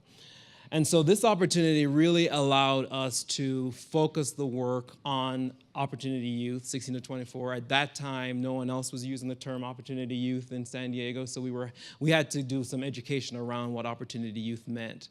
And so one of the requirements of the grants, at least I won't say requirements, but Aspen would like the folks who were funded, strongly encouraged, was to focus on a subpopulation. And our collaborative pushed back, and they were like, they're like, we're not picking foster youth, or we're not choosing, juvenile justice involved youth. We want to help all youth in this age range, and that are Opportunity Youth. So what we decided to do was to do a neighborhood-based pilot of re-engagement services. But then the question came up of, how do you pick the neighborhood that you're going to work in, or the neighborhoods? And so what we did was, our collaborative was very generous in terms of providing data. So we got education data in terms of dropout data for 16 for high school students and those older. We got unemployment data from our workforce authority. We got probation data, and we also got some foster youth data. And with this data, we were able to have that mapped by census tracts, and we were able to overlay each of those variables, and teen pregnancy was also one of them, and teen birth rates. And we were able to overlay that data using a heat mapping process. All of these services were donated, so to speak, by the folks in our collaborative. We actually had an ex police officer actually do the heat mapping process for us, because law enforcement does that, uses that a lot. And so we were able to see where Opportunity Youth were or are in the San Diego region, and also through the heat mapping process, we're able to see the deepening of the color where all of these variables overlap. And so that allowed us to strategize in terms of what neighborhoods to start our work, knowing that we didn't have enough resources to take on the entire county, but it was important to really focus our work. And so that was definitely one of the early wins for us, is really having this data available to us from folks who didn't share data typically, to be able to move the collaborative to a decision point about where to start the work. And so that was the beginning of our web-based map application using the census tract and GIS mapping to do that work. In terms of other milestones early on, we were able to have our workforce authority, San Diego Workforce Partnership that's represented here today, provide funding, significant funding for a 2-year re-engagement pilot. And we were able to get that funding, that system funding, coupled with our school district funding to model and to pilot a re-engagement process. And it wasn't your typical, there's another thing that our collaborative decided, was that we didn't want to have a brick and mortar re-engagement center, because then young people have to either cross gang territories, or you build it, doesn't necessarily mean that they would come, but we wanted our re-engagement to be grounded in the communities. And so the funding that we got from the workforce was able to be used to fund community-based organizations to provide those services in the community. And the school district funding was coupled with that, so that each young person, whether they were at severe risk of dropping out that were identified in those communities, or recent dropouts, were able to get a mentor from the school district, not a teacher, not a counselor, but someone with social work background that was employed by the school district, so that they could in real time look at the young people's data information and tell their attendance, their grades, whether they were headed for on-time graduation or not, and couple that with a case manager providing resources for the young people. And if we were to couple a young person with both a mentor and a case manager, that their outcomes would be better compared to young people who didn't have those resources. So those were 2 early wins for us. And then in terms of what it means to be a part of this network, it's very isolating, at least it was for us as an organization that said we were doing backbone, collective impact work, because we really, were riding the wave of collective impact and really talking a lot about that. But in San Diego, we were the only one. So in terms of having some, your tribe, I think when I came here, I found my tribe of folks who understood what it meant to be a backbone, understood collective impact, and were able to really commiserate on the challenges. Of course, we had the best in terms of tools and support through whether it's FSG or Jobs for the JFF and others that were part of this network. It was just really good to have that kind of support. So I thank OIIF and everyone for continuing to convene us in this way and to provide those resources. Thank you. Yeah, and as we pivot, and we'll give a shout out to Andy Moore, who's been at every one of these meetings except this one, from the League of Cities, who manages a network of re-engagement centers and constantly is leveraging the OIIF communities. And the League of Cities has been a big partner in San Diego, so we'll give them a shout out too. So I'm putting out a call to action because I know that we can do it. When we convened our site leads yesterday, we talked about being family, and when you're with family, you can ask for what you need. So I am going to vary with as much respect as I can possibly communicate, just share that we're going to move as quickly as we can through the next couple of speakers, because we also have some national stories that are really important to tell. Really, the goal for our time together is to look forward, to look at the future. And looking at the future together requires us to understand our past. So I'm thanking you in advance for being as quick and pithy as you can possibly be as we move through the next set of speakers. So with that, we want to take it to Amy and hear about the Learn and Earn program and work that you all have been doing in New Orleans. Sure. Hi, everyone. Thanks for the reminder. Sometimes I ramble on, so that's good, Monique. So I want to talk about earn and learn strategies in New Orleans generally and how those strategies have deeply informed our collective impact model. So as my friends Dennis and Dave and Bryce, who's around here somewhere with his colleague from Brazil, could tell you, New Orleans has had earn and learn or work and learn programs since long before 2014.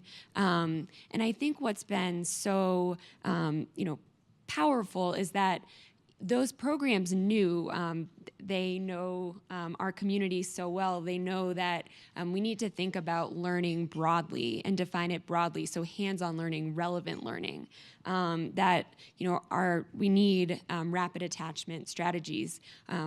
All of the young people that we work with have immediate needs. And then the constant plight of how do I get an entry-level job with no experience, because oftentimes entry-level jobs require previous experience. So collectively, we knew that we were running programs independently, and I think what's been so amazing, and I'm glad that this metaphor is here on the screen, is that through the OIAF and through the collective impact model, we've really been able to form an anchor and weave our different programs together and recognize that an employability program like that Dennis and Dave run is different from an advancement and retention program like that which I founded in New Orleans. And how can our programs actually work together and leverage one another. And then some of the other amazing wins as a result of our participation in this incredible network include, just continuing to frame this initiative as one that's demand-driven.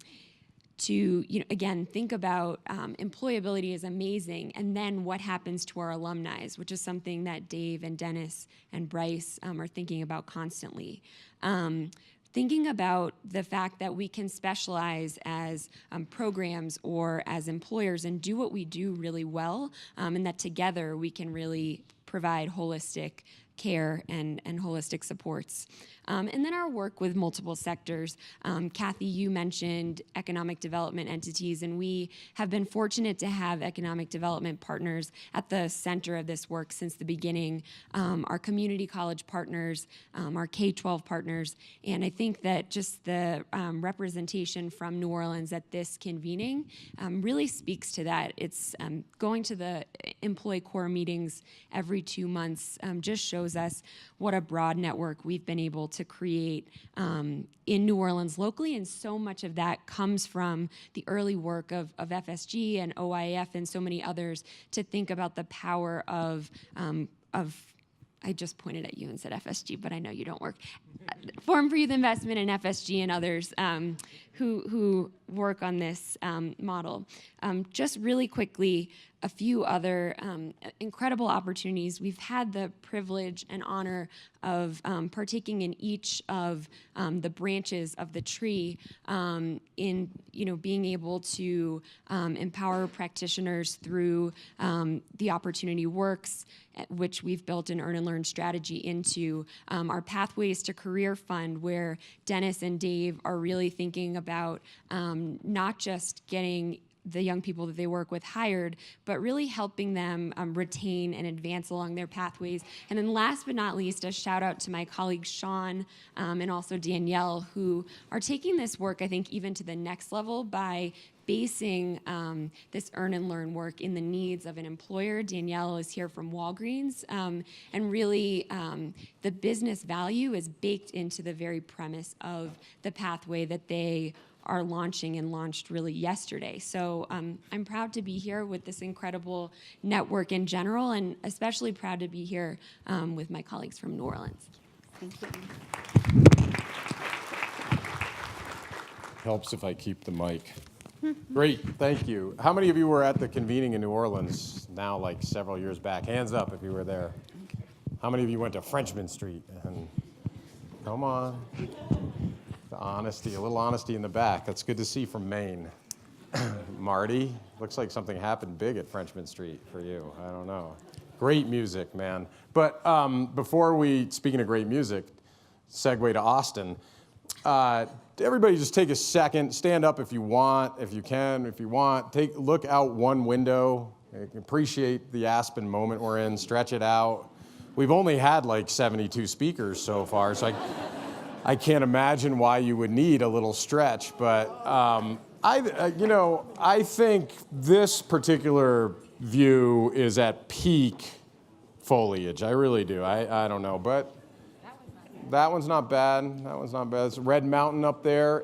A couple of $20 million homes you can see. Okay, it doesn't mean you can leave. You cannot leave. All right, let's go to Austin. So Tamara, I'm going to ask you to talk a little bit about your experience in this. We're going to shorten it up. So I'll narrow it to two questions. Okay. So first question, how did you guys embrace, because Austin really jumped on a couple of things more recently, youth engagement and the equity frame. And so talk a little bit about how that's evolved in Austin. So that's the first question. Second question is the obvious, like best Tex-Mex. So only if you get to that. I thought you were going to ask me an Austin City Limits Festival question, because that's been going on. We're hoping you can get us tickets. Yeah, I can work on that. So thank you guys very much. I'll try to be pithy, as Monique would say. The journey's been difficult at times. And why? Because when we in Austin and all of us put youth at the center of our work and listen to their voice, what we hear overwhelmingly from our young leaders is they need change, and they need change now and today. And system change, as we all know and have talked about, takes so much time. But I will say for me and for my colleagues in Austin, that is the tension that is driving the work that we do. So like Del Norte, we have adopted a platform that consists of 3 E's. And our E's are education, employment, and equity. So I'm going to talk about one win per. In the education space, we've been able to remove a significant barrier to post-secondary access for Opportunity Youth. We did it by leading with our head and our heart. We went to our local community college and we said, here's how much money you are leaving on the table by creating an unintended impediment to Opportunity Youth reattaching to community college. It was well over $100,000 a year, and we said they're walking away for as little as a $50 financial hold. We can work with you and have a solution, and we've gotten the community college to do what they've never done. They've changed their policy, and we've set up seed funding to be able to pay for financial holds up to $500. Hundreds of youth in our community are going to get access to post-secondary education because we focused and put youth voice at the center of the work. 2, thank you. In the employment space, we're working with our Advanced Manufacturing Association, and we're creating system-level paid internships for youth, so really leaning into earn and learn in a way that I think embraces what Aspen and all of us, you have asked us to do around employer engagement. Third, in the equity space, we're working with a well-established leadership, adult leadership development program in Austin to intentionally incorporate youth voice and youth leadership training as part of what they do. And why is that important? Because it's not going to be a one-off seminar for youth. This leadership training program in Austin touches hundreds of leaders every year, and then collectively in Austin there are thousands of people in elected positions on running organizations that have been through this leadership training program. By embedding a whole stream of youth leadership training and intentionally matching these emerging youth leaders with established youth leaders, we think that's how we're going to get to system change and equity in Austin, Texas. Thank you.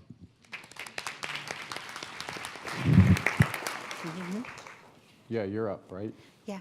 Well, are you going to Kat or to Michael? Kathy's going to do a tweet about Boston. Okay. All right. It's going to be a tweet on Boston's incredible success over the last 2 decades. Yeah. Yeah. It should be on. Just hold it to your, they'll turn it on for you. This is about WIOA, fun late in the program, enabling our work. And that's a great, thank you, Kathy. No. So 2 words, focus on out-of-school youth and focus on post-program connections to college and career, allow us to reconnect more dropouts who are re-engaging, and advance disconnected high school graduates the next steps to college and career. Woo! Woo! So along the timeline, WIOA got reauthorized, and it was prioritizing opportunity youth, and that was another victory for the movement. Speaking of victories for the movement, along came Michael Smith, one of the most succinct, compact. You knew me. So Michael, a huge ally in this work. You were in the administration. You ran the Social Innovation Fund when JFF led the White House, the SIF grant that we all got. Then you went to the administration. You led My Brother's Keeper. That was a big moment. In 30 seconds, dump some wisdom on us, my brother. Thank you. I will be very brief. So one, incredibly proud moment to have the opportunity to change the priorities for the Social Innovation Fund, to prioritize collective impact approaches, and also initiatives that were working to expand opportunity for vulnerable populations. I think for the My Brother's Keeper work, what was really mostly exciting at the beginning of that for me was you had the President of the United States saying we need to obliterate structural racism. And he talked about the fact that we had a moral obligation to make sure America remains a place where you can make it if you try. He also said sometimes, no matter how hard a kid of color tries, there are impediments that stand in the way that we have to knock down. And he also talked a lot about the economic imperative, which I think has infused all of our work. What I will say in the last 15 seconds that I have is that the work continues. We announced about 2 weeks ago that the My Brother's Keeper Alliance, which was a private sector initiative that was launched to scale the work of My Brother's Keeper back in 2015, is becoming an initiative of the Obama Foundation, which I'll continue to lead, and my colleague Alex is here. And we're going to get really deep and focus working with the communities. There are 250 My Brother's Keeper communities in all 50 states, DC and Puerto Rico. Many of you represent them. And so we are going to provide resources. We're going to provide technical assistance to make sure that we can address urgent issues while also thinking about lasting impact. We're going to continue our work about making sure that there are caring adults in the lives of our children. And we also are going to continue to lift up what works. So we are still your brother's keeper, and thanks for being mine. Thanks, Michael. Thank you, Michael. Thank you, Michael. You know, another really, really important investment that came out of the Obama administration under Michael's leadership very specifically included the Social Innovation Fund grants that focus specifically on boys and men of color. And through our partnership with Jobs for the Future and leadership of Jobs for the Future, we were able to make those awards within and across the OYF network. We love now to hear Ruth share just some top of mind thoughts on how all of that work landed and connected the work you all were doing with Roadmap to Peace in San Francisco. Nice pass. Thanks. Well, so for us in San Francisco, our Roadmap to Peace Collaborative used the social innovation funds to really deepen our education work, education pathways, high school credentials, post-secondary credentials. But what it also did is it got us into this space. We were the 22nd community. And when we started, we didn't really know. I mean, we're collective impact collaborative. Like, we think we know what we're talking about, shared agenda, goals, but really what happened was we learned a ton from you all, the 21 communities before us. We learned about best practices, you know, your lessons, the lessons you learned that we learned from you, the meaningful impact that can happen from this kind of space.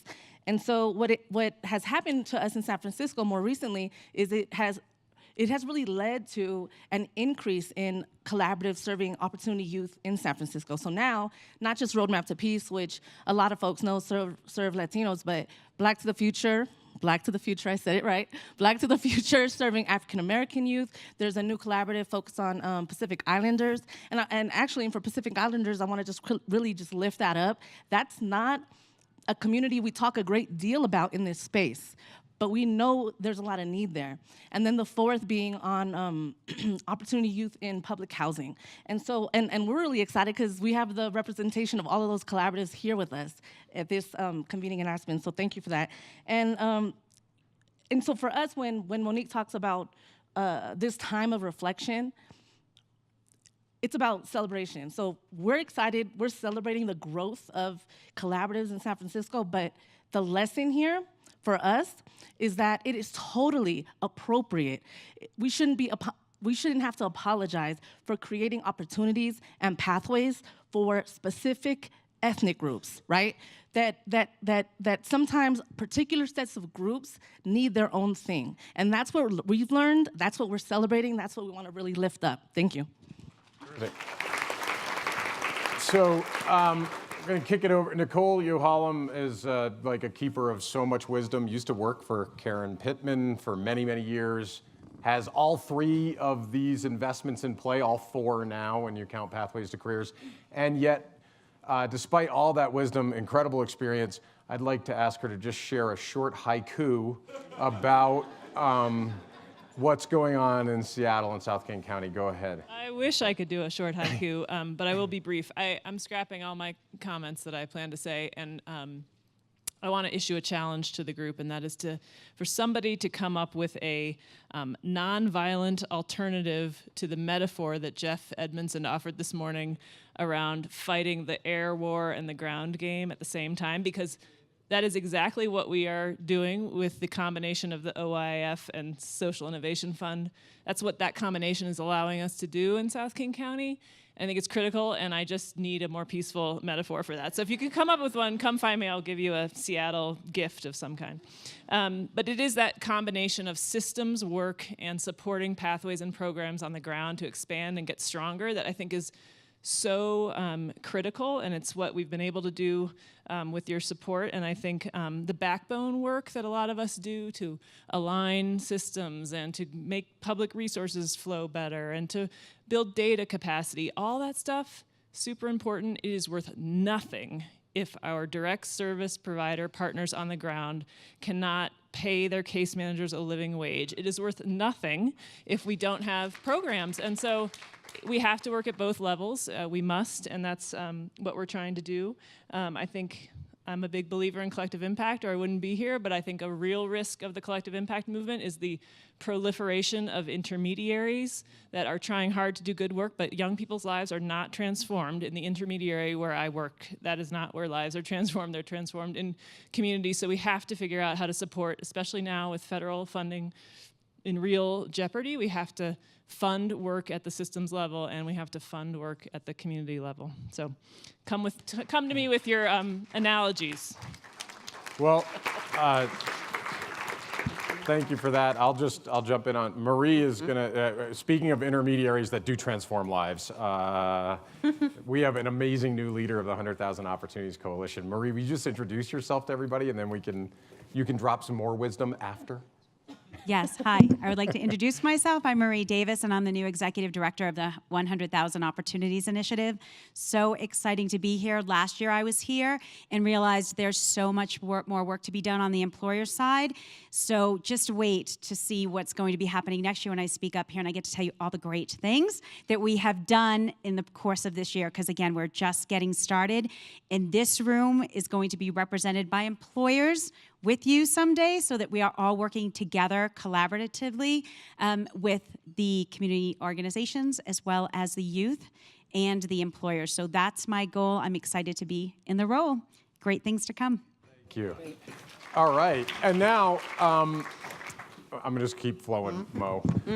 Now, you know, you have one of the other godmothers of the movement, along with Karen Pittman, MacArthur Genius Award winner, has so much knowledge, wisdom, etc. And it's crazy that I'm going to ask Dorothy to mime her answer now. Given how, no, Dorothy, please just touch on the moment we're in and the movement. And the movement is matured, the momentum is growing, and therefore, those of us who believe there is a public responsibility to fund these programs in WIOA have gathered together. 30 organizations have already come together on the national level to create the Reconnecting Youth campaign, Unleashing Limitless Potential. We are going to the federal government. We are not backing off. We're asking for an additional $4 billion a year to be invested in all of the existing authorized effective programs, which were the pathway was laid out in the Bridge to Reconnection, which we hired John Bridgeland to do. So it tells exactly which programs should be increased to what level based on demand and capacity. This campaign is being co-led by Thaddeus at OYN, Youth Build USA, and CLASP, and OYU, Opportunity Youth United, has made action in support of this a top priority. We hit Capitol Hill last week, had 40 meetings. They were very welcoming. It looked like we could get bipartisan support. It was as if they were hungry for something positive. And right? And nobody said, "Are you kidding us, $4 billion?" Somebody even said, some Republican even said, "Yeah, well, we're talking about billions for all these other things." So it was amazing, different from usual. Tomorrow at 10 a.m., Thaddeus is leading a breakout group called Developing Supportive Pathways, so that you can engage with this campaign at the local level and reinforce it, and we also need the corporations to be supporting this kind of public investment, because if there aren't pathways of preparation into the million jobs that you are going to get them hired for, they will not be as ready as they need to be. So, Thaddeus, did I miss something? So think about those 30 organizations. If any of you belong to national advocacy organizations that haven't joined yet, please do. And awesome, Dirk. Please mobilize your local communities, because this federal funding will complement what you're doing locally. Fantastic. The movement grows. So, do you want me to? So we have heard about all of the policy wins. We have heard about youth out front helping to change this work. We understand better about the campaign to continue to reconnect our young people. And we have also heard about the work across our communities. The sort of really quick roadmap of what has happened since we launched here was we made the original OYIF investments. After that, we were able to layer in Social Innovation Fund dollars with Opportunity Works. A couple of years ago, we launched the 100,000 Opportunities Initiative demonstration cities and continue to do that work in partnership with our leaders and employees across the field. And then most recently, we have launched the Pathways to Career Fund, and we are very excited that we have that network of CBO providers with us here today.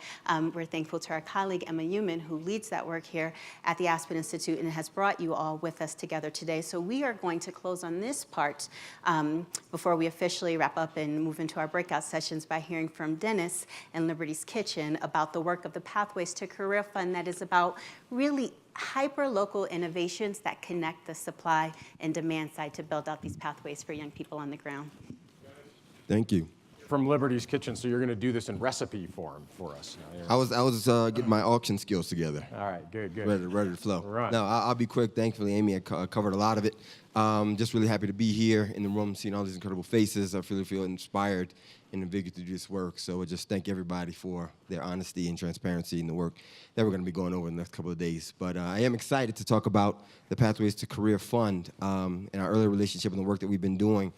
Around 100K, we've been kind of patting ourselves on the back with our employer partners and our young people with really breaking down some of the barriers to that opportunity for employment piece that our workforce development program has been trying to deal with for the last 8-9 years now. But as we continue to have that work and took deeper dives, I think one of the things that came out of the 100K experience with employers was them actually coming to the table and being transparent about barriers in their organizations, which informed a deeper conversation for us. Was now that we've kind of gotten somewhat of a handle on this barriers for employment piece, we can't leave it there. For a lot of our young people, I think one of the things that came out of the morning plenary was intention and impact. And for us now, impact needs to be further than just getting the job. It's the pathways to career and development and what that actually looks like. So with our grant opportunity, we are actually sitting down with 3 employers that we've worked with for the last 2 years and a group of about 15 young people in our program that have graduated and have been placed in employment. And we're going to work together as a collaborative group to really work on what that intentional impact looks like across the table.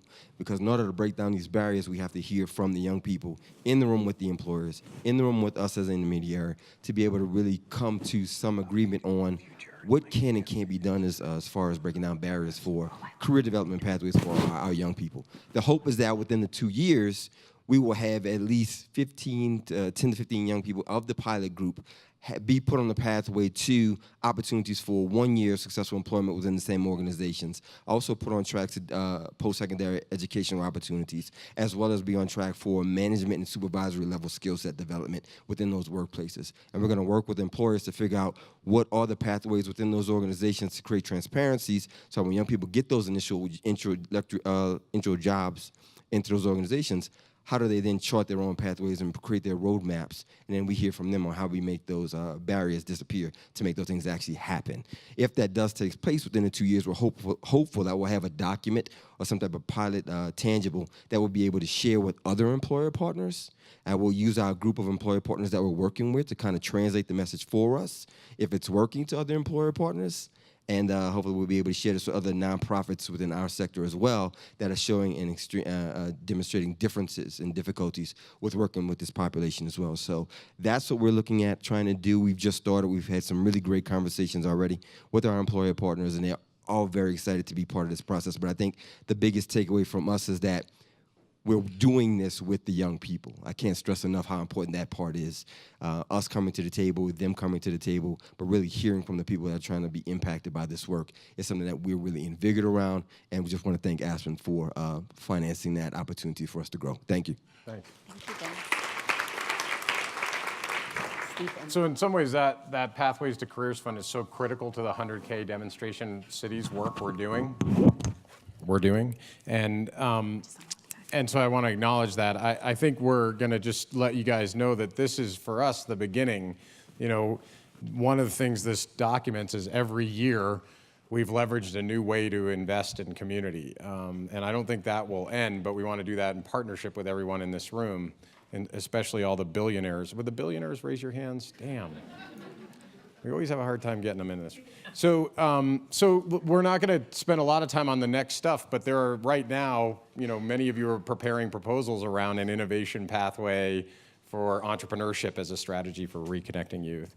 And many of you have gone after some of these tech grants that help connect young people to technology. So we want to be that redistributor of great resource and continue to do that work through the OYF network going forward. But rather than give you much greater detail about that, we're going to pivot to the closing couple of comments and reflections, and I'll turn it over to Monique and let her take us home. Thank you all for this process. We felt like the timeline and the people who represent that was important. I know it got a little long, but it was also, you know, I think a powerful representation of the village that is raising the Opportunity Youth child here, and so it's pretty cool. Monique, you want to close us out with a couple of partners? And Cassius are going to close us out. Hello, everybody. I think we heard enough today about progress and things like that. I'm going to keep it short and brief. But first and foremost, I want to say thank you to everyone for listening. Most importantly, thank you to the Aspen Forum and all the people in my network. Thank you for believing in me, and thank you for the struggle. Without the struggle, there is no progress. So we heard a lot of progress has been made in the movement. And I think it is important that we do celebrate those wins. Even if it doesn't happen in our community, these are wins for the Opportunity Youth Movement. So it is important that we do celebrate that. The force of working in a collective impact. I think the Opportunity Youth Collective Impact is a great model to look at. A lot of communities are coming together and they are making progress, and for them to lead by example for further movements in the future to work around different issues, I think that is great. And last but not least, I cannot forget the leaders who happen to be young, who we often call young leaders or youth leaders, but they just happen to be young. The power and the strength that they have. Just allowing a young person to not only talk about these issues, but to actually make decisions, to be informed, and to work on these issues. Who better is it to be equipped to address these issues than Opportunity Youth themselves? And when you provide spaces for young people to learn about how these issues play out in the community, whether we talk about it on a local level or on a national level, just having that understanding. So just, be motivated by this, just to look to the leaders who happen to be young in your community, who want that responsibility, who want to have ownership on the issues that they are impacted by. So, thank you.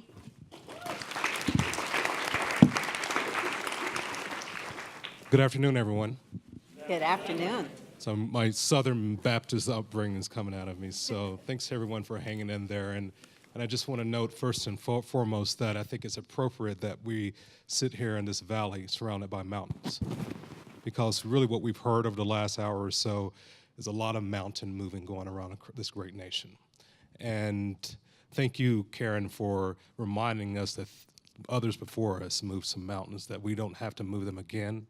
We can look to them for direction and to guide our work, and it's work to build upon.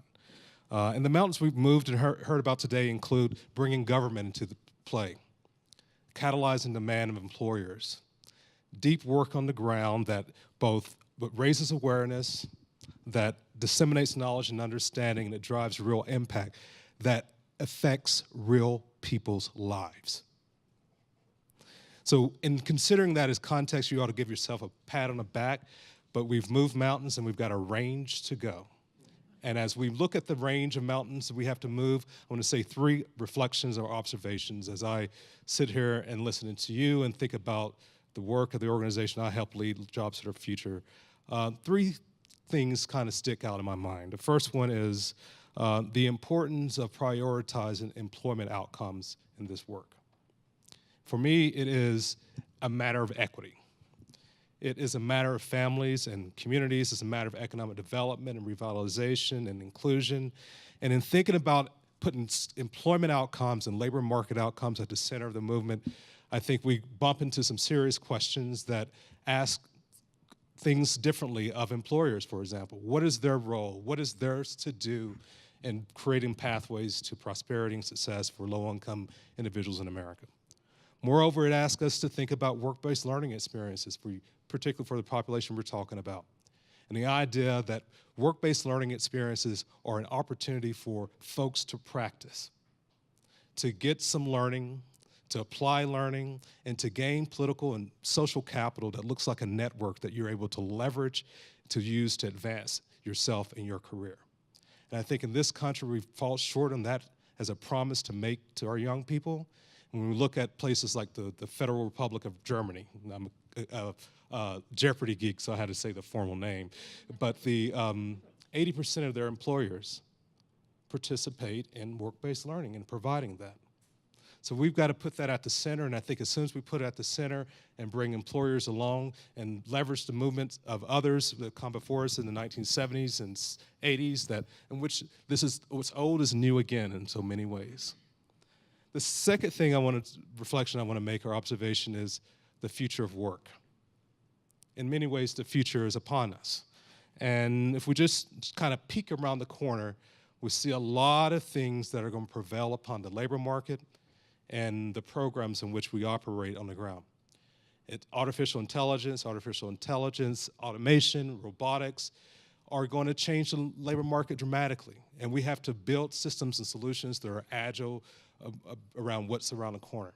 And moreover, technology by itself and advances that are going on there have a great deal of potential to really enable us to personalize learning, to differentiate learning, to really do our programs in schools differently. And so one of my great fears is that those advantages that will be accelerated, those programs and systems and deliveries that will be accelerated and deepened by technology will be missed by so many of the people we're talking about. The most well-heeled in society will be advantaged by that, and yet the gap will still increase. The third and final thing I'll say, and I'm going to channel my dear grandmother down in Detroit, Alabama, and say, let's not be moved to distraction.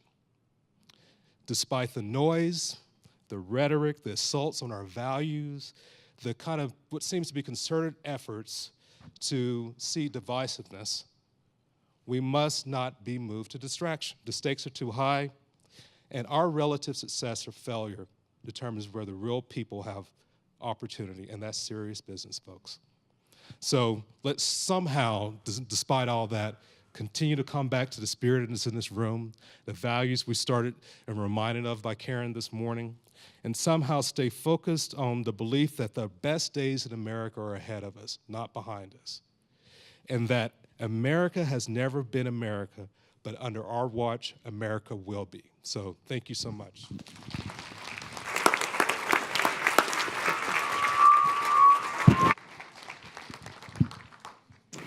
So I am going to ask you all to join me in giving all of our national leaders, all of our community leaders, all of our partners, everyone who is sitting in this room, please let's give ourselves a round of applause.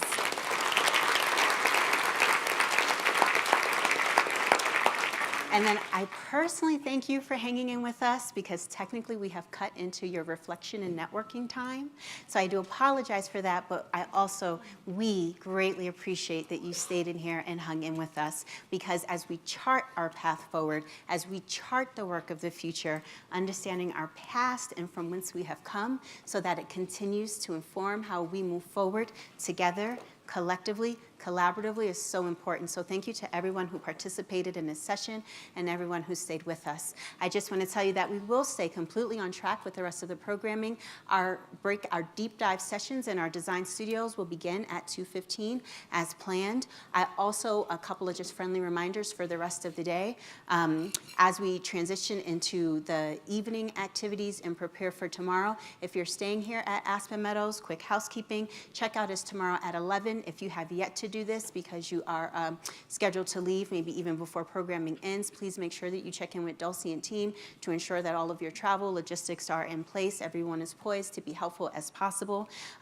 For the rest of the day today, our sessions will be in here, Hosier, the Koch Building, and Pepke. But tomorrow morning at 8 a.m., we will reconvene here. We are very, very excited. We'll hear from some other leaders, and we'll spend some time talking about the progress that has been made specifically in our tribal communities and also nationally as we think about our work with our tribal communities and partners, and particularly the role that youth leaders have played in that work. So we'll start here promptly tomorrow at 8 a.m.